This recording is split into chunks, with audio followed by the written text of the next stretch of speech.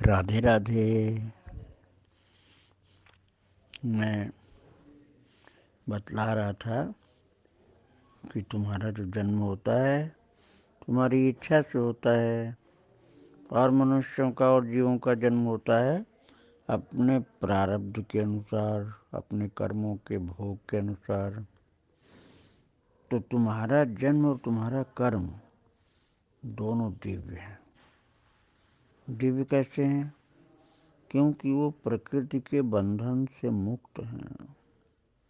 न तुम्हारा जन्म प्रकृति के बंधन से है, न कर्म तुम्हारा प्रकृति के बंधन से है। तो जो ये बात समझ लेता है कि तुम्हारा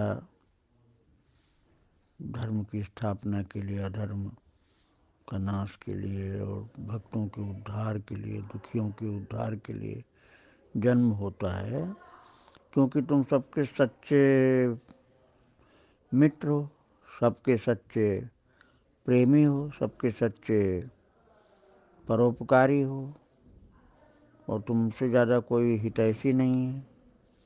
जो बात ये समझ लेता है तो वो सब बंधनों से मुक्त हो जाता है। क्योंकि बंधन तो अज्ञान का होता है, और अज्ञान यही है कि संसार के लोगों को वो अपना हितैषी मानता है, और हितैषी तुम हो सबके। तो ये बात समझने पर उसका अज्ञान दूर हो जाता है, ज्ञान में स्थित हो जाता है। इसलिए वो सब प्रकार के बंधनों से मुक्त हो जाता है। जन्म तुम्हारा इसलिए दिव्य है कि जब चाहते हो तो प्रकट हो जाते हो, जहाँ पर चाहते हो वहाँ प्रकट हो जाते हो। और वस्त्राभूषणों के साथ, जीव तो वस्त्राभूषण के साथ नहीं आता, वो तो नग्न होता है। और तुम्हारा जन्म दिव्य होता है, इसलिए सब कुछ लेकर आ जाते हो। और कर्म भी दिव्य है तुम्हारा, क्योंकि कोई भी जीव पैदा होने पर कोई कर्म नहीं कर सकता है, निश्चेष्ट पड़ा रहता है जमीन पर या सैया पर, कुछ कर लायक रहता नहीं। और तुम जन्म लेते ही किसी को आदेश देते हो कि मुझे वहाँ पहुँचाओ, किसी को कह देते हो कि तुम पिछले जन्म को याद करो, मैं तुम्हारा ये था पिछले जन्म में, ये मैंने वचन दिया था।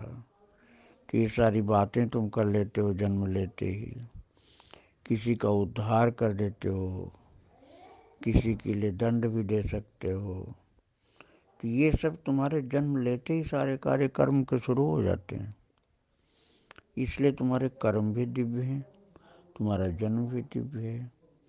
इस बात को कोई समझ लेता है ना, तो संसार से उसका मन हटकर तुम में लग जाता है, बस उसका कल्याण हो जाता है। श्री राधे राधे राधे राधे।